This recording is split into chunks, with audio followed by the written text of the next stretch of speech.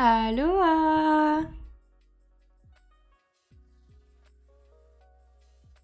Hey, coucou, comment allez-vous? On entend, ça y est, ça va commencer!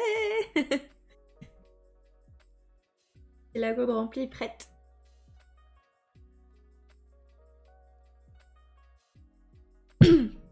Moi, ça va, merci. Je suis contente et un petit peu stressée pour le nouveau format de ce soir, mais ça va aller. J'espère que ça va vous plaire et j'espère que ma voix va caler sur la vidéo que j'ai préparée pour l'illustration de la lecture. Tout à l'heure, je me suis testée, donc normalement, ça devrait le faire. J'ai mes petits points de repère et tout. On va voir si je lis plus ou moins vite, mais ça devrait aller. En tout cas, je suis contente parce que d'un point de vue réglage, j'ai réussi à tout gérer en quelques minutes. Mais de rien, Valérie, avec grand plaisir. Merci Maritza pour ton tweet. Ça m'a fait plaisir, cœur sur toi. Et merci à toi aussi Valérie d'avoir relayé un peu partout la com que j'ai pu faire pour ce soir. Ça m'a fait très plaisir aussi. Ça mérite aussi, cœur.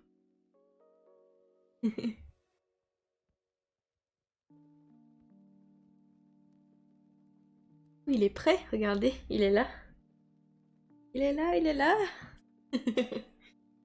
Est-ce que je fasse gaffe que ma liseuse ne s'éteigne pas parce que elle met 1000 ans à se rallumer. Ah oui, Maritza, c'est un amour, un petit sucre. Des petits sucres, Maritza.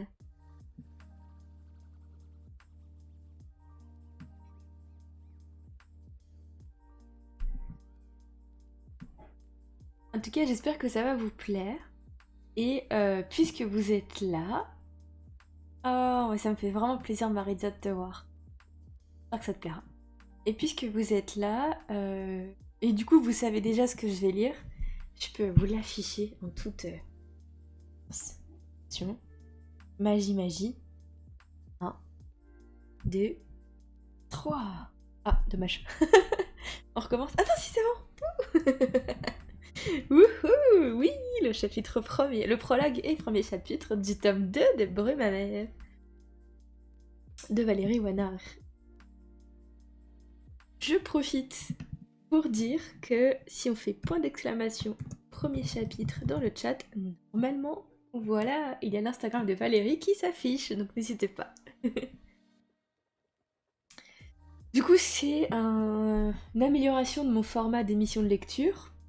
Donc il y a plusieurs petites choses qui sont nouvelles, donc comme cette apparition là du livre et des réseaux de l'auteur. Note à moi-même, je pense que je vais essayer de caler le livre plus grand quelque part. Parce que là, il me semble un peu trop petit en fait. Enfin, je sais pas ce que vous en pensez, mais je le trouve un peu petit, c'est dommage.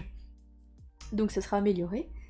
Et du coup, juste en dessous là, il faudra bien regarder son écran. Parce qu'il y aura toute la vidéo illustration qui va illustrer la lecture que je vais faire ce soir. Petite précision.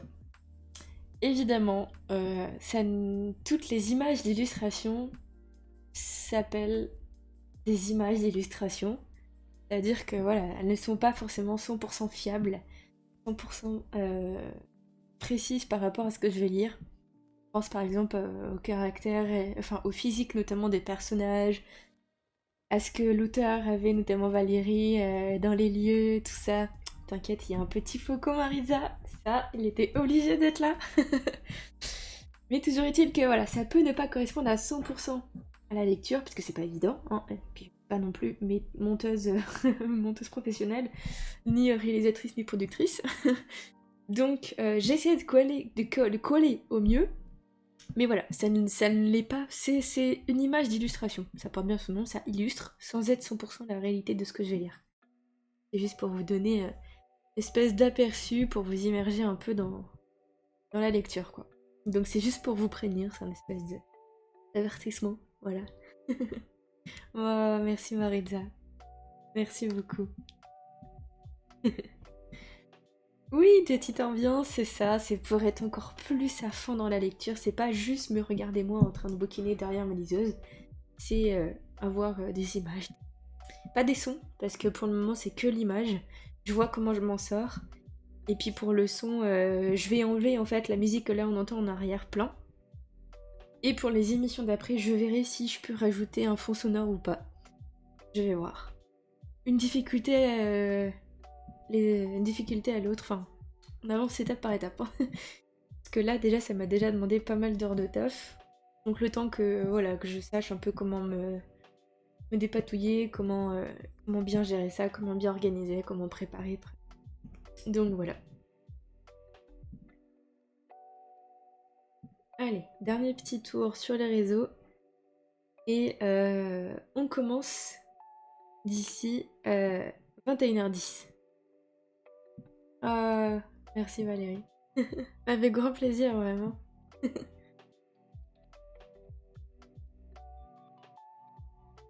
Et puis quand on me remercie comme ça, forcément que ça me fait encore plus plaisir de le faire. Mais ouais, c'est chouette. Chouette. Donc je vais bien lire pendant ces 2 prochaines minutes. Si vous avez des questions, n'hésitez pas. Sachez que je vais lire le prologue et le premier chapitre à la suite. Je ne pourrai pas faire de pause parce que je ne peux pas gérer la mise en pause de la vidéo, en tout cas je ne sais pas encore faire. Du coup, si vous avez des questions, soit glissez-les dans le chat au fur et à mesure, soit gardez-les sous le coude et puis posez-les à la fin quand la vidéo sera finie et que j'aurai fini la lecture du prologue et du chapitre 1. Et en fonction de l'heure et de mon état de fatigue, j'ai peut-être le chapitre 2, peut-être.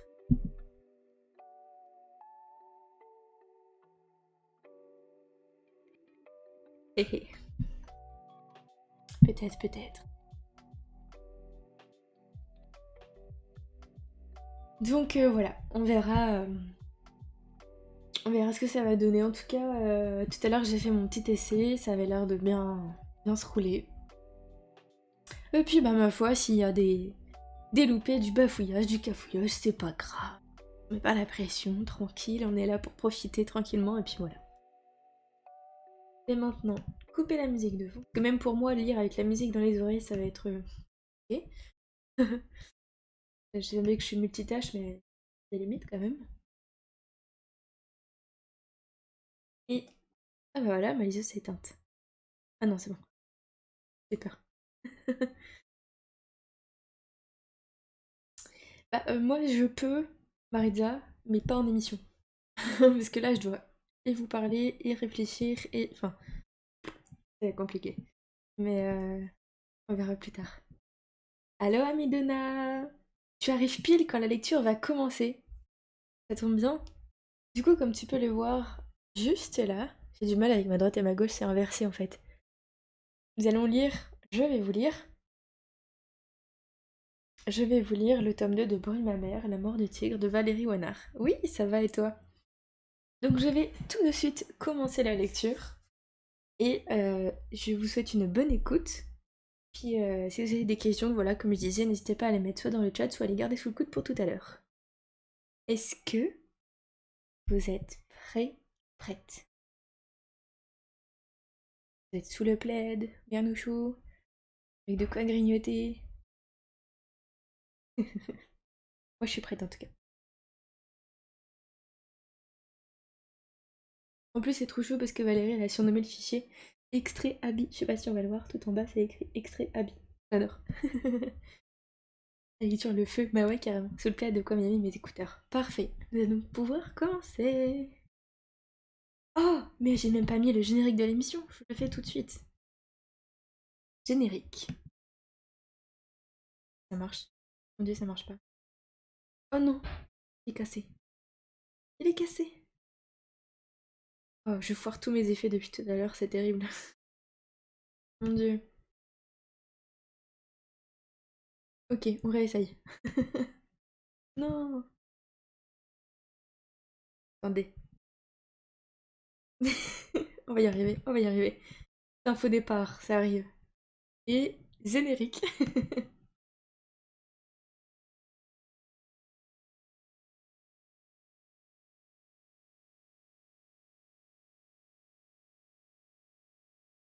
Évidemment, je vous ai pas mis le son de générique. Bon, allez, je vous mets le son, et cette fois-ci c'est la bonne. Hein. Oh mon dieu, quel stream en carton. Bon, je vous mets le générique avec le son.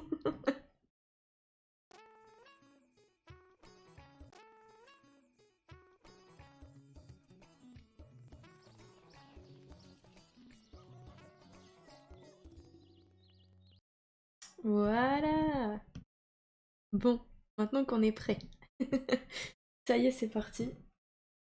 On y va. Et je stresse un peu là. Ça va le faire, ça va le faire. Je remets juste, voilà, l'image du bouquin que nous lisons ce soir. Et c'est parti.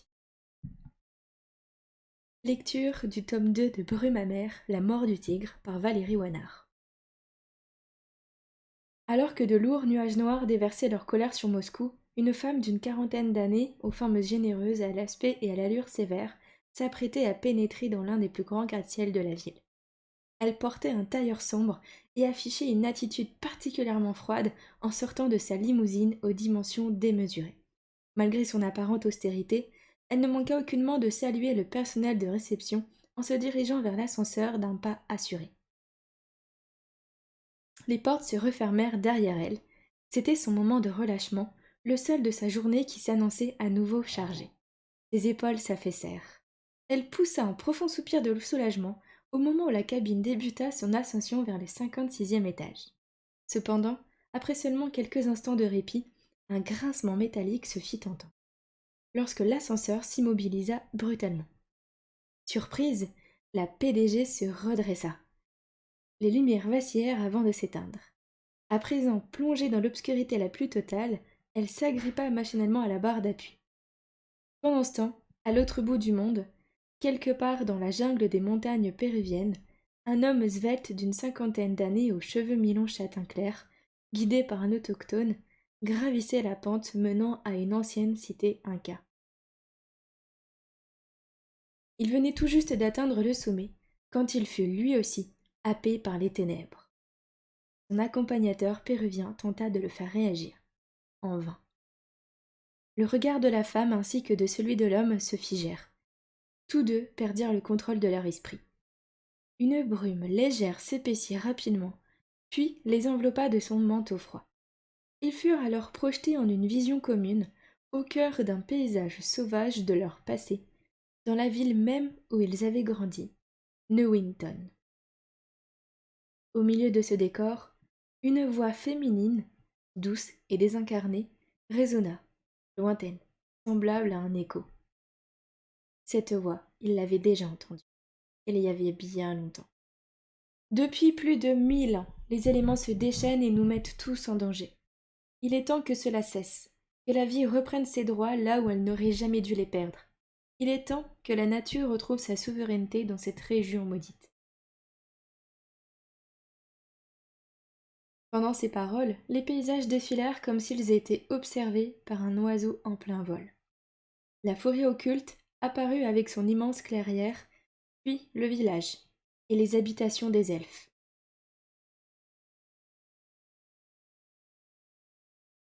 Ce fut ensuite autour de la campagne, avec ses magnifiques champs colorés, les ruines fantomatiques du vieux moulin, suivies par les montagnes proches de la ville.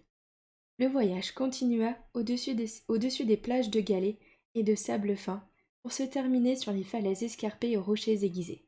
Dans ce sublime décor, un cerf courait à vive allure, pendant qu'un faucon pèlerin suivait la même direction depuis le ciel. Après cet aparté de courte durée, les lumières de l'ascenseur se rallumèrent et ce dernier redémarra. La femme et l'homme, toujours éloignés géographiquement l'un de l'autre, retrouvèrent leurs esprits.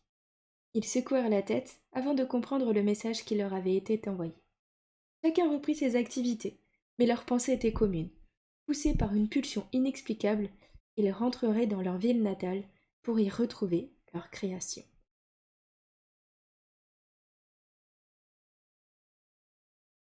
Chapitre 1.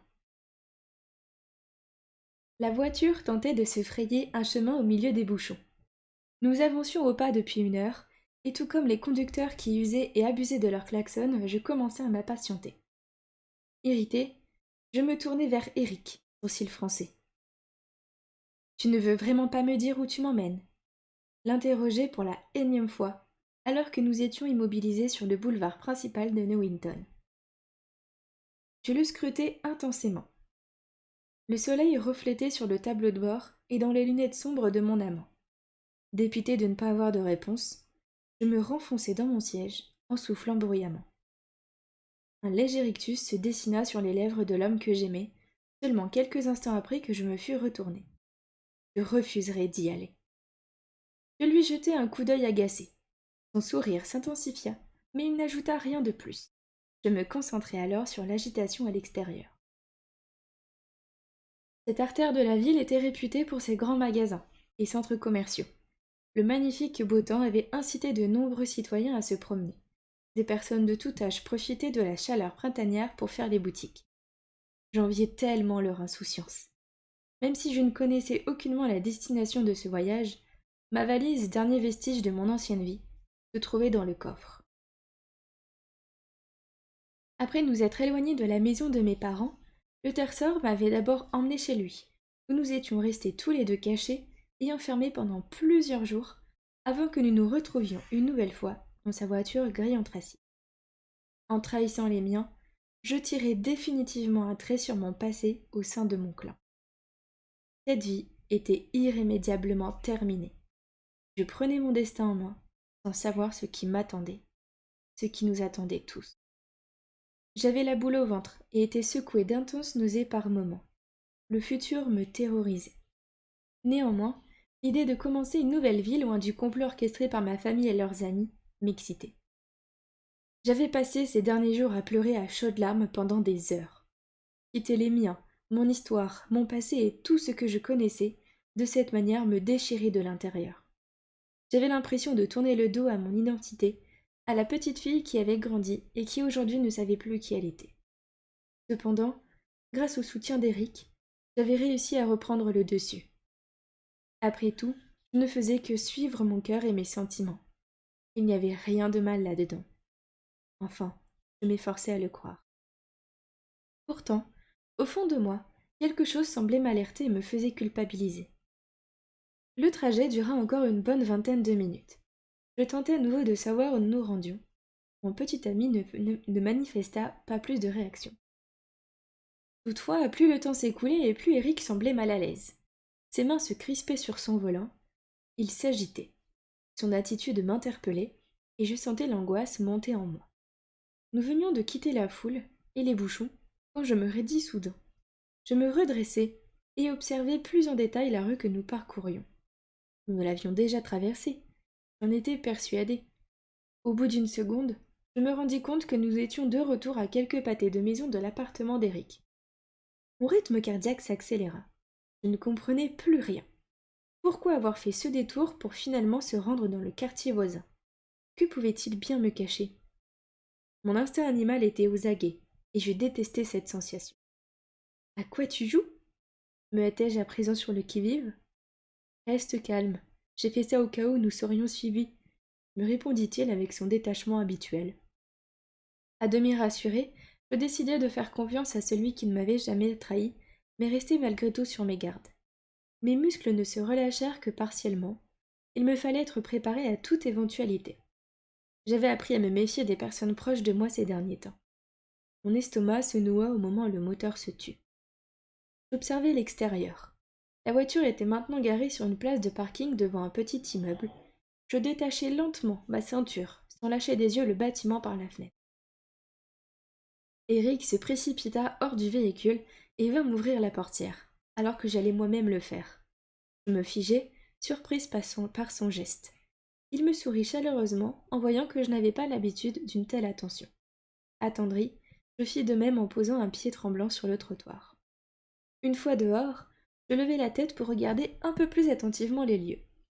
Nous étions dans une rue assez passagère, mais pas bruyante pour autant. Au niveau de l'entrée, une double porte en verre permettait d'accéder à l'intérieur des parties communes.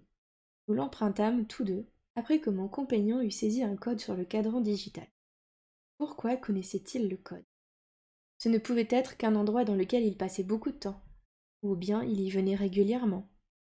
Je gardai toutefois mes questionnements pour moi et restai silencieuse, incapable de prononcer le moindre mot. Lorsque nous passâmes à proximité des boîtes aux lettres, je jetai un œil aux étiquettes. Il n'y en avait que 12, il me fut donc aisé de trouver un nom familier parmi ceux inscrits. Mon sang ne fit qu'un tour. Mes muscles se raidirent à nouveau, et la stupeur me paralysa pendant plusieurs secondes.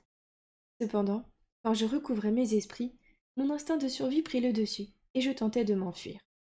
Eric attrapa mon bras pour m'en empêcher.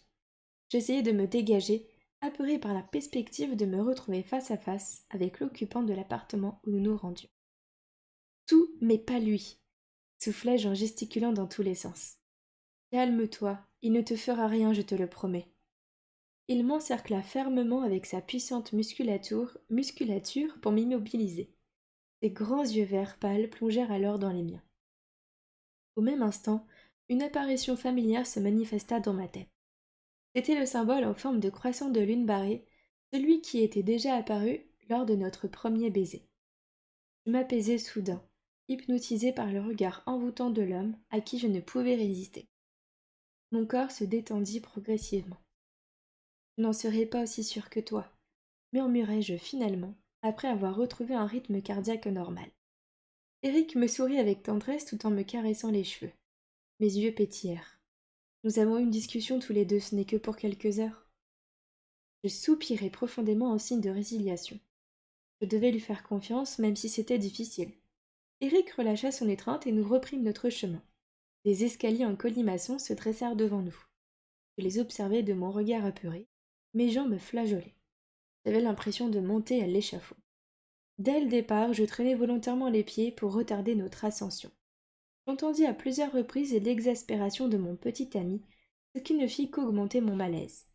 Malheureusement, je ne pus me soustraire à l'obligation de grimper la totalité des marches menant au troisième et dernier étage. Mon amant sonna.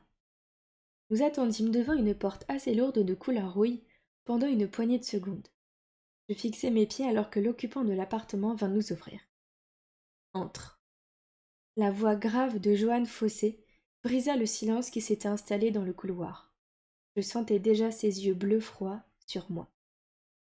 Eric fut le premier à pénétrer dans le logement. Je le suivis de très près, comme une enfant se cache derrière son père. Des frissons de terreur parcoururent mon corps lorsque mon regard croisa celui de l'Éphéen, et ma respiration se bloqua. Nous détournâmes tous les deux notre attention, visiblement gênés par ce contact involontaire. Le souvenir de l'attaque de la boîte de nuit me revint en mémoire.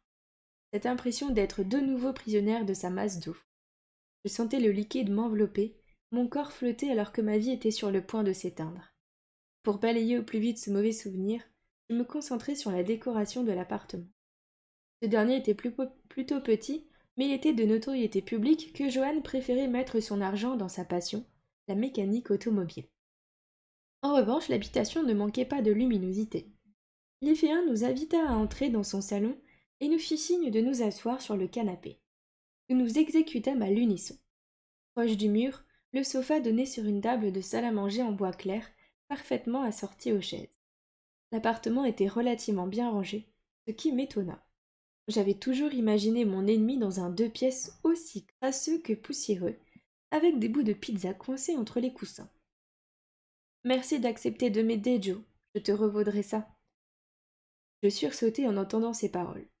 Plongé dans mes pensées, je ne m'étais pas attendu à ce que quelqu'un se mette à parler tout de suite. Il faut dire que l'ambiance se révéla être glaciale entre nous trois. Il fallait s'y attendre. C'est bien parce que c'est toi que je le fais. Certainement pas pour elle, lança-t-il en me désignant d'un signe de tête. Son ton méprisant fit s'évanouir toute crainte en moi.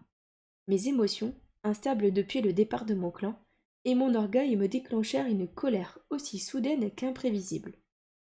Je me levai subitement, piqué au vif.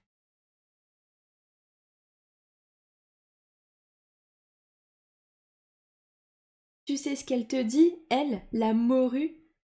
Eric attrapa mon avant-bras pour m'empêcher d'attaquer son meilleur ami. Johann, lui, afficha un sourire railleur suite à ma réaction. Il recula néanmoins d'un pas machinalement et plaça ses mains devant lui pour parer à un éventuel débordement. On se calme tous les deux, ça suffit. Isilda en a besoin de sa protection pour le moment, s'exclama mon amant avec fermeté. Un peu hébété d'avoir perdu mon sang-froid, je me ravisai, suivi par l'Iphéen. Que m'arrivait-il? Ces sauts d'humeur n'avaient rien d'habituel chez moi. Je me sentais idiote. Eric avait entièrement raison, mais il m'était difficile de l'admettre. Si nous étions là, c'est qu'il y avait une justification à notre présence. D'ailleurs, celle-ci ne tarda pas à arriver. C'est toujours d'accord. Isilda peut rester avec toi le temps que j'aille parler à mes parents. Ma peur et mes nausées réapparurent à cette évocation. Nous avions longuement débattu à ce sujet dès le début de ma fuite. Il voulait que j'aille me cacher dans la demeure d'Elechène.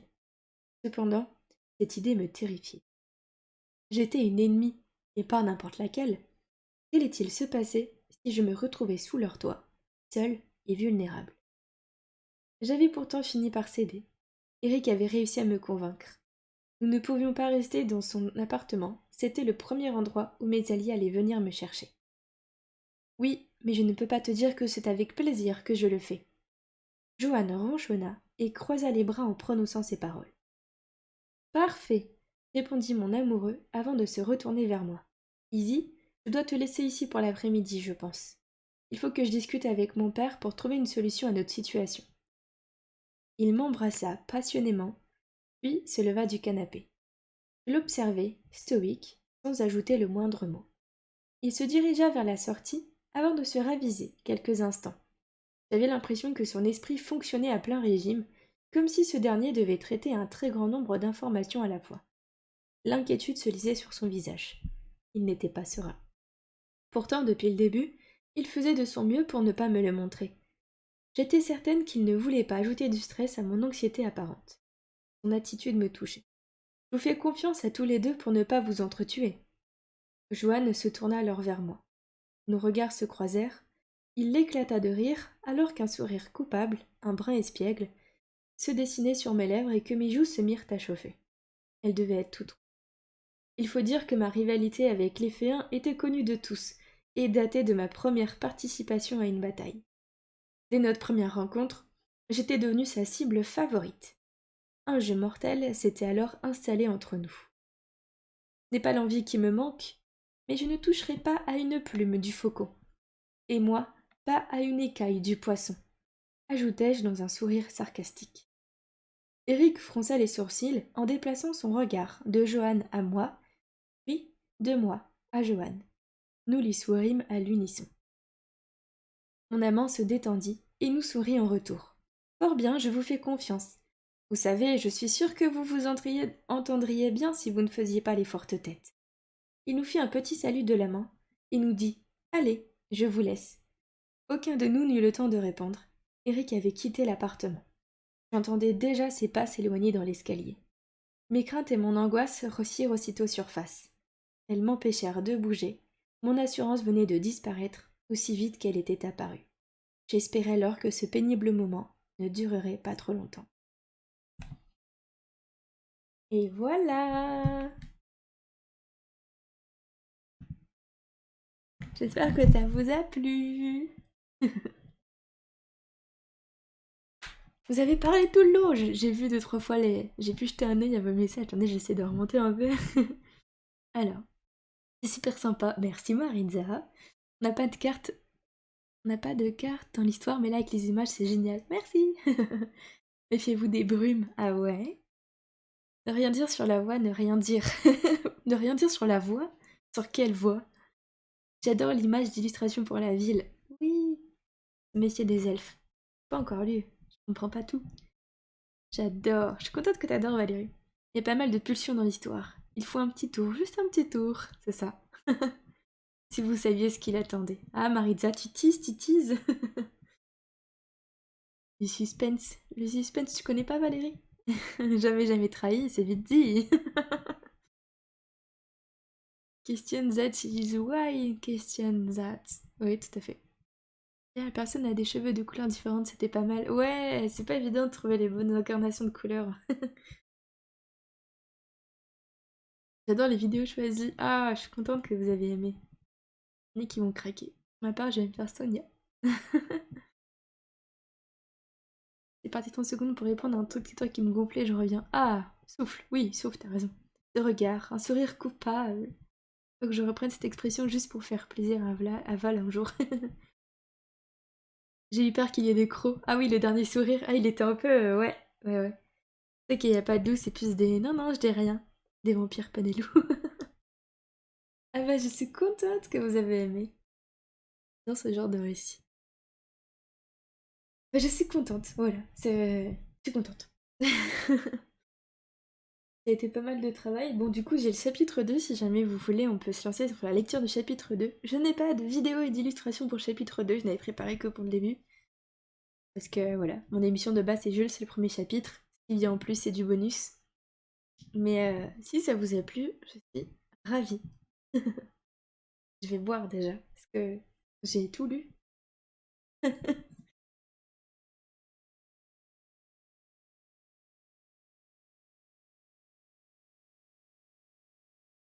Écoute, après je file bosser la com. Ça. Merci Valérie. On a une de la ME qui sera pas contente. Ah. Ce que je vais faire, c'est que je vais mettre ça là. Et je vais essayer d'agrandir un peu. Oh, caca en l'agrandissant. Bah ça m'a l'air pas mal là. Voilà. Pas mal, pas mal. Hop.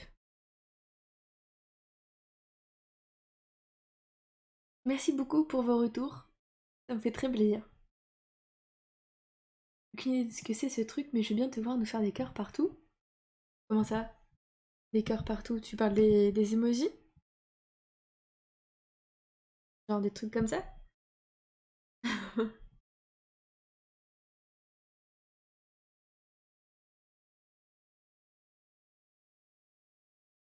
Utiliser les 200 donuts. Ah! Oui, ça oui, ça. Carrément joli. Tiens, je vais t'en remettre si tu veux. Je vais essayer d'en mettre plein. Oula.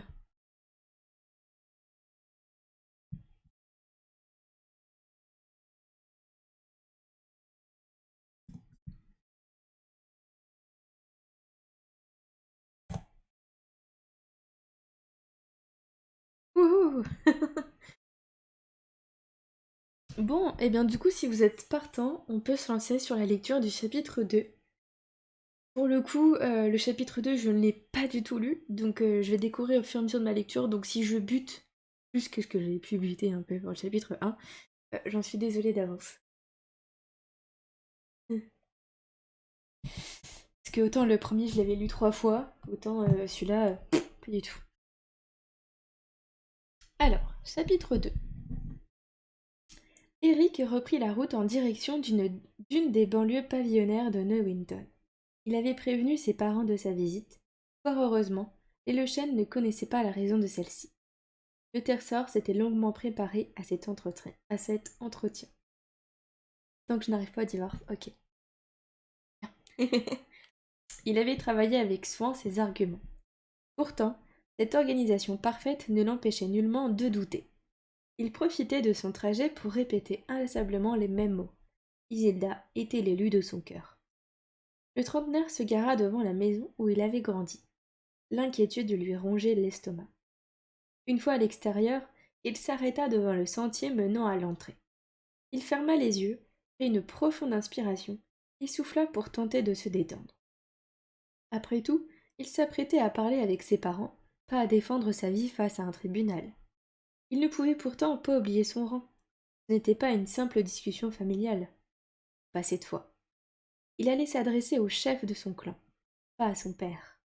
C'était le dirigeant qu'il fallait convaincre, et comme ce dernier le lui avait appris depuis tout petit, les sentiments n'avaient pas leur place dans ce genre de négociation. L'odeur des arbustes en fleurs entourant la maison lui vint aux narines quand il s'approcha. La grande bâtisse individuelle, construite sur 2 étages, était imposante.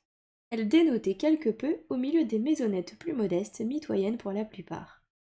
Ces hauts murs en briques se terminaient en un toit sombre, constitué d'ardoises parfaitement entretenues. Lorsqu'il arriva au niveau de la porte, Eric hésita un instant avant de sonner. Une petite voix féminine l'invita à entrer. Prenant son courage à 2 mains, il saisit fermement la poignée et pénétra dans l'habitation. Sa mère, Catherine, s'avança vers lui tout sourire. Comme toujours, elle ne lui laissa pas le loisir de s'exprimer. Eric, mon grand, je suis ravie que tu nous aies proposé de passer. Ton père est dans le jardin. Il vient de recevoir sa nouvelle variété de pivoine. Tu imagines bien qu'il n'allait pas attendre pour la planter. Je t'en prie, assieds-toi. Elle s'éloigna vers la cuisine ouverte sur le salon. Tu vous parles quelque chose, mon chéri? Si tu as une bière, ce sera parfait, répondit-il de son habituel ton détaché, une fois qu'il fut installé sur le canapé. Tu m'as dit que tu voulais nous demander quelque chose d'important au téléphone? Elle sortit 3 bières du réfrigérateur. Oui, mais j'aimerais en parler avec toi et Richard. Catherine apporta les boissons et sortit des chopes du vaisselier. Au même moment, la baie vitrée s'ouvrit. Le chef des terçors se réfugia à l'intérieur, alors qu'une pluie battante s'était mise à tomber. Quel temps pourri! Dommage que l'on ne soit pas autorisé à le changer à cette époque de l'année, bougonna-t-il en s'essuyant énergiquement les pieds sur le paillasson. Chérie, tu sais parfaitement que les agriculteurs en ont besoin, expliqua calmement sa femme en remplissant les verres de bière. Il n'a pas assez plu cet hiver. Je sais, c'est bon pour mes plans aussi.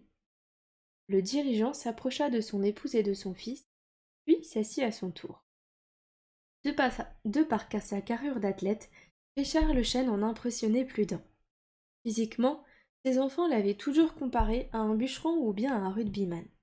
Brun, cheveux courts, épaules hautes et larges, la posture droite, cet homme inspirait le respect à quiconque le croisait. Le fait qu'il travaillait la terre, en tant qu'élément, mais aussi en tant que propriétaire d'une pépinière, avait développé sa musculature au fil des années. De sa voix rauque et tranchante, il interpella son fils. Ta mère m'a dit que tu voulais nous parler de quelque chose d'important. Nous t'écoutons. Eric ne fut aucunement étonné par l'attitude de son père. L'accueil de ce dernier était toujours bien moins chaleureux que celui de sa mère. Les deux hommes se ressemblaient beaucoup. Ils avaient tous les deux des difficultés à montrer leurs émotions et leurs sentiments. Leur relation n'était pas non plus au beau fixe, parce qu'Eric refusait catégoriquement toutes les prétendantes que son clan lui proposait, bloquant ainsi la passation de pouvoir. C'est vrai, papa, je voudrais qu'on discute tous les trois. Un rictus gêné s'afficha sur les lèvres du père de famille. Papa, ça doit bien faire 20 ans que tu ne m'as pas appelé ainsi. Est-ce si grave que ça pour que tu utilises un tel stratagème? Vas-y, Eric, qu'as-tu à nous dire? Intervint habilement Catherine. Le jeune homme prit une grande inspiration avant de se lancer. J'ai trouvé la femme avec qui je veux passer le reste de ma vie. C'est une excellente nouvelle, ça, mon chéri. Et qui est-ce? Marie, je suis certaine que c'est Marie. Vous vous tournez autour depuis l'enfance. Alors que l'enthousiasme de Catherine était notable, Richard ne dit rien. Il resta inerte, comme s'il avait compris que cette nouvelle n'était pas forcément ce à quoi pensait sa femme. Le dirigeant connaissait son fils par cœur, et si à 35 ans il venait les voir pour leur annoncer qu'il avait trouvé la femme de sa vie, ce ne pouvait pas être avec l'une des héritières du clan allié. Ne me dis pas que tu es tombé amoureux d'une neutre, tout de même, demanda le chef des terçors, l'air sceptique. Non, il ne pensait pas à une simple humaine en disant cela. À la limite, ce choix aurait peut-être été plus facile à accepter pour ses parents. Celle qui faisait chavirer son cœur, depuis le jour où leurs regards s'étaient croisés chez Sonia Richter, aurait bien plus de mal encore à trouver grâce à leurs yeux. Non, pas une humaine, je peux te rassurer de ce côté-là, commença-t-il avant de se redresser. Il s'agit d'une personne qui a quitté son clan tout récemment, Isilda. Isilda Dumoulin, tu veux dire? Reprit sa mère, l'air ahuri. Bien entendu qu'il parle d'Isilda Dumoulin. Tu connais d'autres filles avec un pareil prénom? Cracha Richard. Il se leva brusquement pour faire les 100 pas. Fils, tu n'es pas sérieux tout de même, tu te moques de nous. Il est hors de question que cette fille devienne un jour ta femme, je te le dis tout de suite. S'emporta le père, les bras gesticulant dans tous les sens. Calme-toi, Richard, laisse-le s'expliquer, ce n'est plus un enfant. La terçore le coupa. Elle posa une main réconfortante sur le bras de son mari. Ce dernier se dégagea brusquement et se planta devant son fils toujours assis, après s'être brièvement retourné vers son épouse. Son visage vira au rouge vif. Fronça les sourcils. Nom d'un chien, Catherine! Il nous met tous en danger. Ce pourrait être un piège, tu y as pensé à ça, Eric? Les Alcors pourraient utiliser cette fille pour nous infiltrer. Embarrassé, le jeune homme ne broncha pas. Malgré l'impressionnante masse de muscles qui le dominait, lui cachant la lumière du jour, il resta stoïque, d'un calme apparent. Pourtant, à l'intérieur de lui, son sang pulsait dans ses veines. Il sentait la sueur apparaître à la surface de sa peau. Je comprends ton point de vue, papa, mais tu devrais voir cette situation sous un autre angle, si je puis me permettre. Je ne te le permets pas. Les paroles du maître des lieux s'accompagnèrent de gestes incontrôlés. Catherine se leva d'un bond et tint tête à son mari. Par les pointes de Darksen, laisse-le s'expliquer, chérie. Richard haussa les sourcils.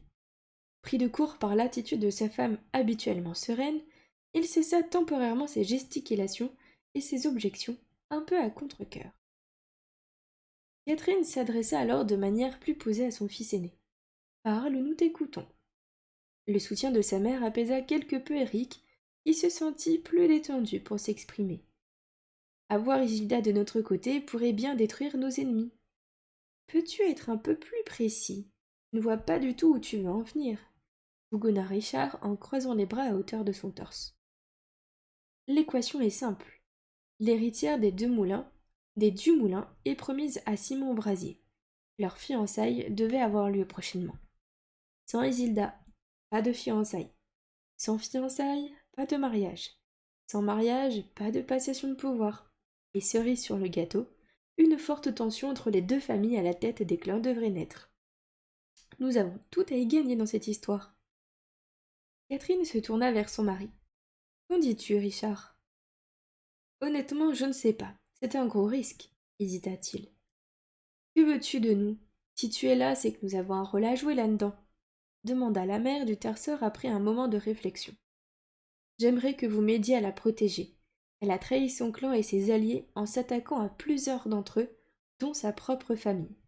Elle est vulnérable et ils ne vont pas tarder à se mettre activement à sa recherche, si ce n'est pas déjà le cas. La tension redescendit d'un cran. Cependant, le chef de clan restait dubitatif. Nous pourrions tout aussi bien la tuer, ce serait plus radical et le résultat serait le même.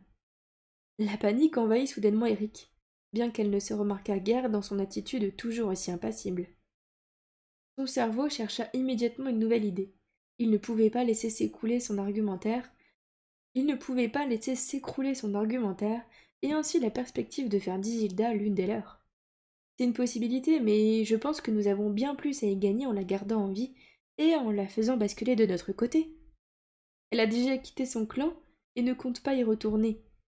C'est une excellente guerrière, elle a survécu à bon nombre de nos assauts, et une femme comme elle peut vraiment nous apporter. Le chef des terceurs décroisa les bras et passa une main derrière sa nuque. Je reste sceptique, mon fils. C'est une ennemie et pas n'importe laquelle. De plus, elle est à l'origine de la mort de plusieurs des nôtres. Je ne suis pas certain que nos membres accepteraient une pareille prétendante. Allons, Richard, réfléchis un peu. Mon fils a raison. On peut créer une véritable bombe avec cette fille dans nos rangs. Nos ennemis ne se remettront jamais d'une telle trahison. Désarçonné face à la volonté de sa femme, ainsi que celle de son héritier, le maître des lieux se plongea dans d'intenses réflexions. Il semblait peser le pour et le contre dans sa tête. La mère et le fils échangèrent à plusieurs reprises un regard interrogateur. Eric se demandait s'il avait convaincu son père, ou s'il allait devoir utiliser son ultime argument. Le terceur ne voulait pas avoir à imposer ce dernier, ce n'était pas digne de lui et loin de faire partie de son caractère. On va faire un essai, mais je te préviens tout de suite. Elle va devoir faire ses preuves en nous montrant sa loyauté. De toute manière, Darksen est de retour, c'est lui qui décidera. Eric se leva, son visage s'éclaira. Merci, Richard.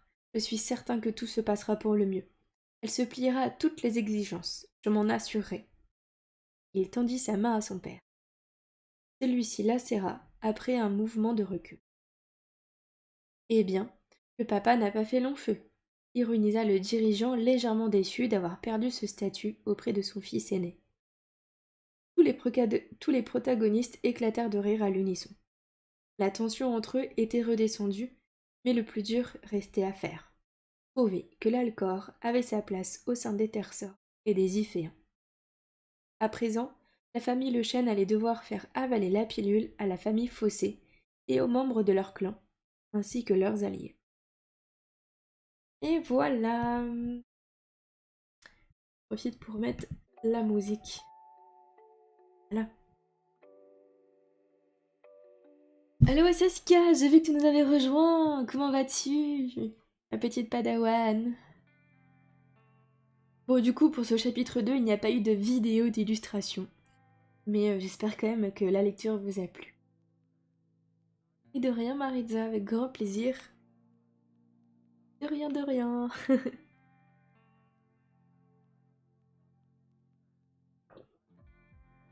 Merci. Je suis contente si vous avez trouvé ça cool en tout cas.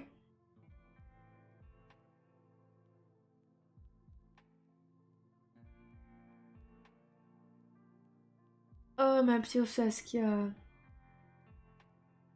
Bah écoute, moi ça va. Ça va, ça va. Puis t'as manqué la première partie avec la petite vidéo d'illustration. J'ai eu un gros aperçu de l'histoire du 1, ouais. En plus, je crois que le 1, je l'ai en service presse. Je t'envoie tout plein d'amour, Saskia. Regarde. Tout plein d'amour, comme ça. Et de me mettre.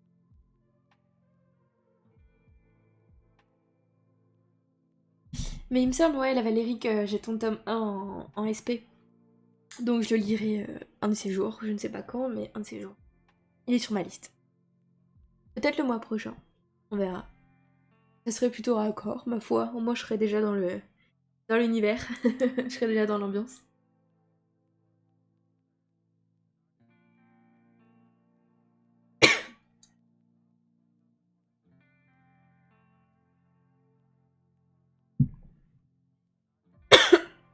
Je t'aurais déjà laissé pas sûr. Mais en tout cas, il est dans ma liste. Ça, c'est sûr. En tout cas, encore une fois, en tout cas, n'hésitez pas à aller suivre l'auteur sur Instagram. J'entame les corrections du 3 dans la foulée de la sortie du 2. Ouh, trop chouette. Et Marisa, tu disais que tu avais bêta lu ce tome 2, c'est ça? Mais de rien.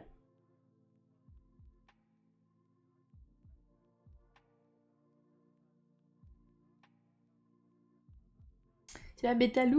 Ouh. Est-ce que tu peux nous donner un peu ton avis, ton ressenti, tout ça, tout ça? Pas de soucis, tu l'as bêta lu.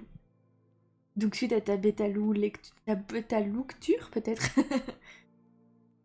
suite au fait que tu l'as bêta lu, dis-nous, est-ce que tu peux nous en dire un petit peu plus, un peu tes ressentis, tes impressions, tout ça, tout ça?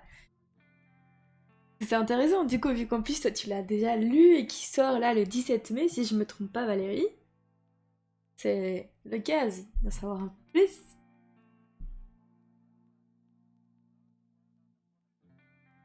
Et puis je pense que je vais mettre l'émission en replay sur YouTube dès demain. Tout va bien. Alors, j'ai adoré ce tome Bêta Lecture, parce qu'on explore déjà plus l'univers côté clan. Côté easy, côté amour aussi, il y a des rapprochements, il y a des trahisons. Oh, ça promet, joyeux programme. Il y a un peu de tout, c'est chouette.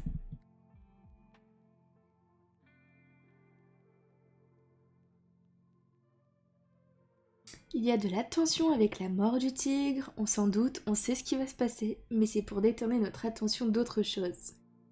Ah là là, Valérie, tu joues avec nous. Tu joues avec ton lectorat, là, Valérie. Ose faire ça. T'as raison, c'est ce qu'il faut faire. Trop chouette.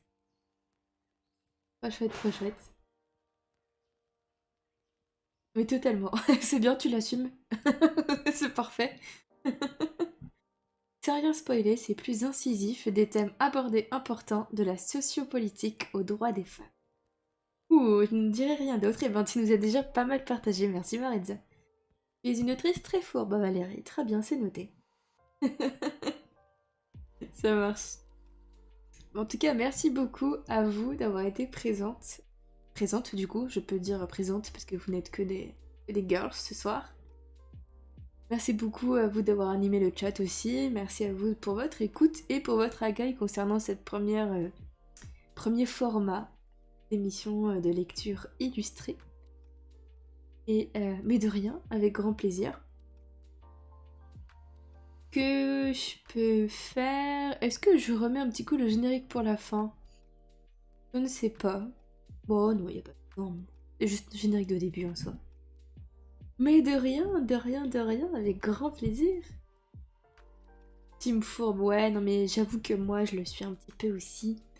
Oui, vas-y Maritza, de toute façon je vais arrêter le live là. Des gros poutous Maritza, prends bien soin de toi, bon courage pour ton boulot.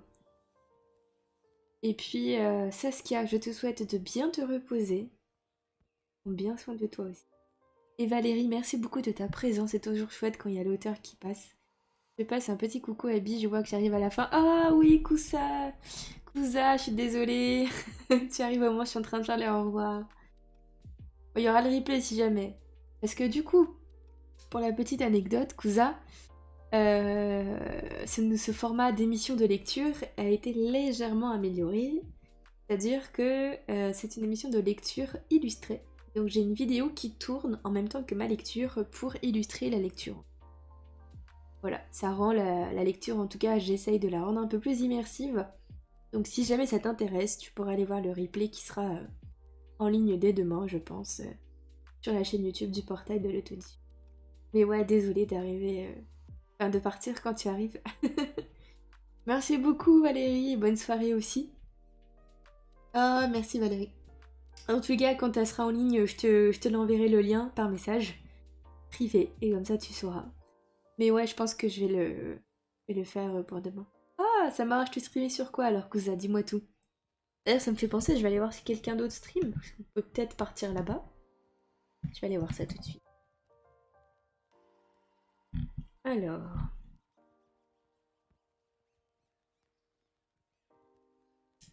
Qui avons-nous en train de voir?